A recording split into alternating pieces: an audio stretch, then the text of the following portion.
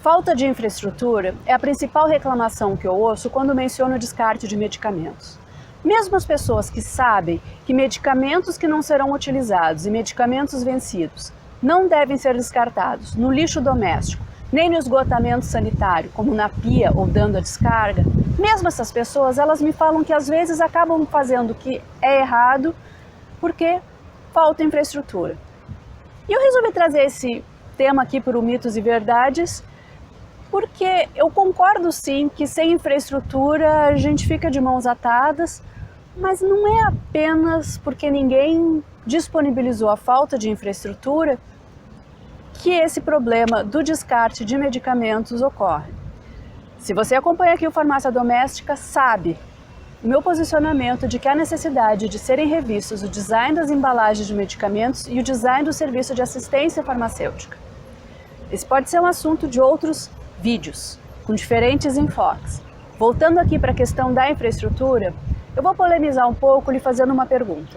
Você esperou que houvesse coleta seletiva na frente da sua casa para começar a separar o lixo?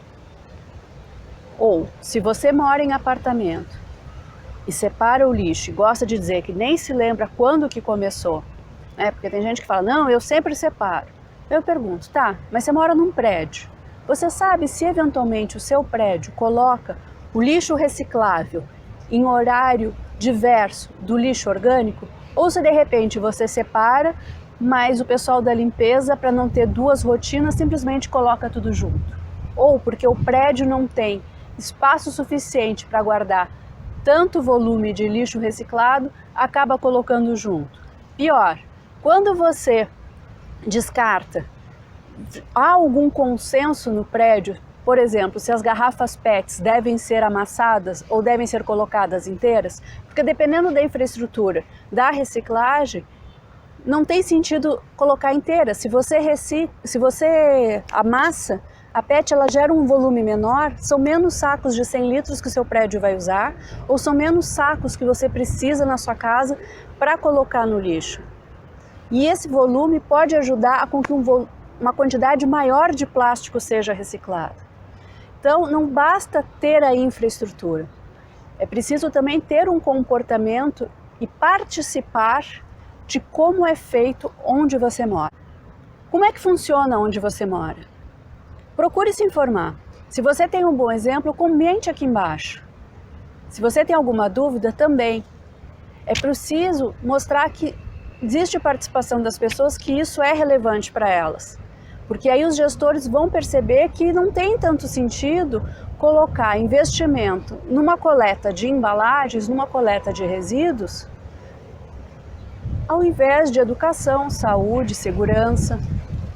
Porque é isso que acontece. Quando nós não separamos o lixo, nós estamos deixando de gerar uma renda para gerar um custo para o município, que tem um orçamento limitado. Tem sentido isso?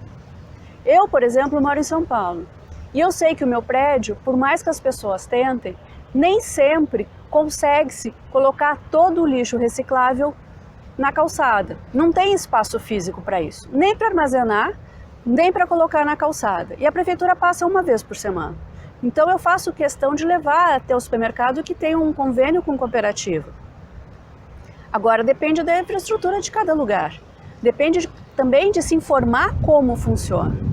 E a mesma coisa em relação aos medicamentos. Quantas vezes você perguntou na drogaria que você compra se ela recolhe aquilo que você não usou?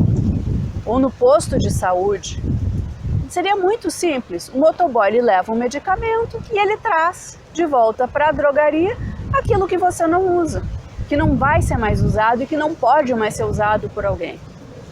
A minha tese, que está disponível gratuitamente para download no banco de teses da USP, traz números que mostram claramente que a infraestrutura apenas não faz diferença. São Paulo é um município que tem essa infraestrutura e nem por isso o descarte aumentou ou é mais efetivo. É melhor do que a situação de outros países, mas não necessariamente é satisfatório. Ainda está muito a desejar.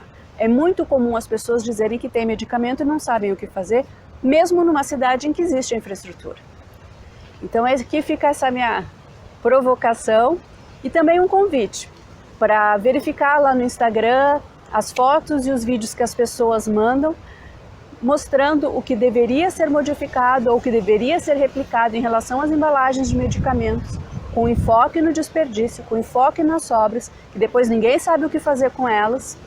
E também o convite para registrar todo medicamento que não seja de uso contínuo lá no site farmaciadomestica.com.br. Você coloca apenas o seu e-mail, o nome do medicamento e a data de vencimento. As outras informações são opcionais. Você preenchendo isso, você recebe no seu e-mail uma cópia de tudo que você tem em casa. Não deletando o e-mail, quando você for à drogaria, quando você for ao posto do SUS, quando você for a uma consulta médica, você sabe exatamente o que tem em casa. E aí evita ter mais sobras pegando aquele medicamento que você já tem. O outro serviço, e os dois são gratuitos, é o lembrete 90 dias antes do vencimento de que o produto vai vencer. Isso faz com que seja possível você utilizar, passar para outra pessoa, se for o caso, ou planejar a nova aquisição. Dá uma olhada lá. No blog também tem vários textos com algumas sugestões do que poderia ser feito e para fomentar essa discussão. O que não dá é para ficar parado falando, falta tecnologia. Ainda mais no município quando a infraestrutura ou quando a tecnologia já está disponível e existem iniciativas que ajudam a evitar o desperdício de medicamentos. Obrigada pela atenção e até o próximo vídeo.